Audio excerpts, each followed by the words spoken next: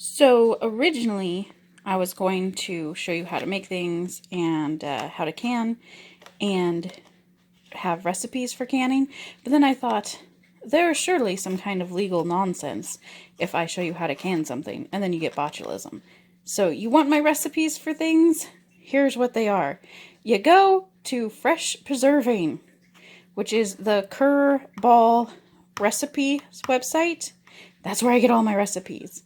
Only ever used approved recipes, people. The only thing you can change out in recipes is the dry ingredients, right? That's it. If you see me have a recipe for something, it's on there somewhere. Or rather, if you see me can something, the recipe for it is either in my ball canning book or on their website. So here is this week's haul from our garden. Got the last two cucumbers of the year. Well, last four. We got two little ones over here. These are the nice sized ones.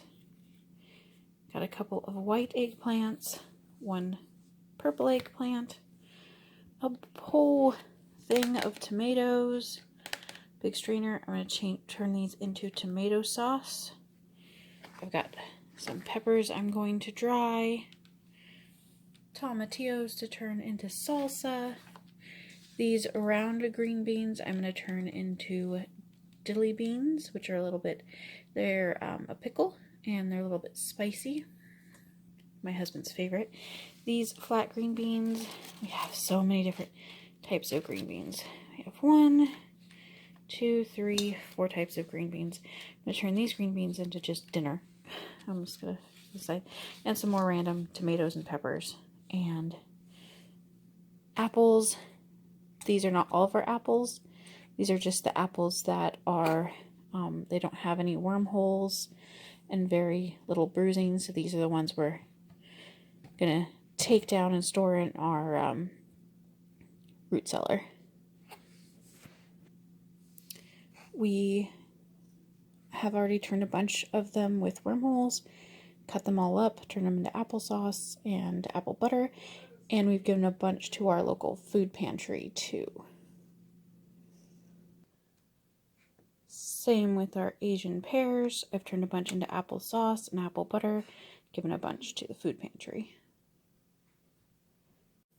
Today, we're going to take this bag of Asian pears that I picked from my Asian pear trees, and we are going to turn them into pear sauce. Step 1, peeled, is a naked pear. Now the naked pear is chunked and into the pot. Now we have to just do that, about 25 or so more times, give or take. And through the magic of editing, you can just skip to this being done, but I am going to spend about an hour and a half, probably, doing this. One day you might even be as good at peeling as I am. A whole peel. One continuous peel. Look, this is the only thing in my life I have to brag about, okay? Just let me have this one thing. Alright, serious question. How do y'all peel? Are you all like the, I don't have a tripod or anything, so, do you, do the fast, quick, away from you strokes? Or, the slow, methodical, my knife fell, all the way, towards you strokes? Like this. I'm like that. That's how I get the peel all in one. I need to get a tripod, and then I could actually show things like that. Well, I mean, I guess it's not slow and methodical to do it towards you. It's just, it is when you first start out, I think. This has some worm ickies here and here, just like fruit flies. This is like a big worm. You just cut these parts out, and you use the good parts, and that's how you use organic fruit from farm picked. Much cheaper, typically. Going to a U-pick place if you don't have the trees, or there are a lot of crabapple trees that have tons of great flavor, that are just people don't care if you go pick them or they're on, you know, public lands, things like that. And you can use them. You just have to cut around all the bad bits and, you know, free fruit. Today I'm going to be turning these green beans from my garden into my husband's favorite canned thing, spicy diddly beans. My favorite jars to use for this are just plain pint wide mouths. Always consult a canning book for recipes, as you want to make sure they have been approved and tested to keep botulism out. Oh, my cake is in the frame. Step 1, we're going to take all of our green beans. You can buy them in the store or at farmers markets or something if you don't have space or time for a garden. That's not a big deal. But you're going to cut off all these stem ends here. This little doobaloop at the end. Come on, focus. This thing. There. This is fine to leave on, but this end you want to keep off. I keep getting distracted because my cake is in the background. It doesn't look the best, but it's yummy.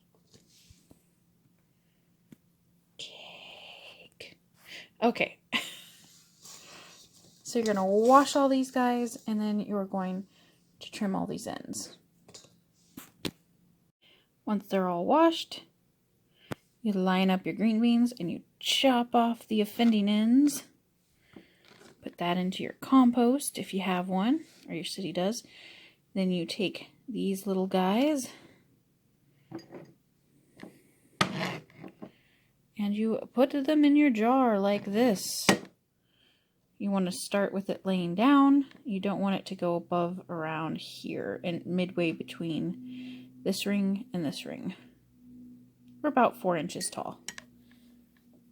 Like this guy is going to be too long. I'm going to have to trim him. Yeah, and then you just do that until this is stacked full. Just as many green beans as you can get in it. All right, now my jar is stuffed full. Try not to go above the line. Little nubbin sticking up right there is no big deal. And when you trim them down to the right size, you'll get a bunch of these little ends. And you can just lay some on the top of each one. Sometimes eventually you'll get enough of those to just make a whole jar that's just those. Now it says to add 2 sprigs of dill.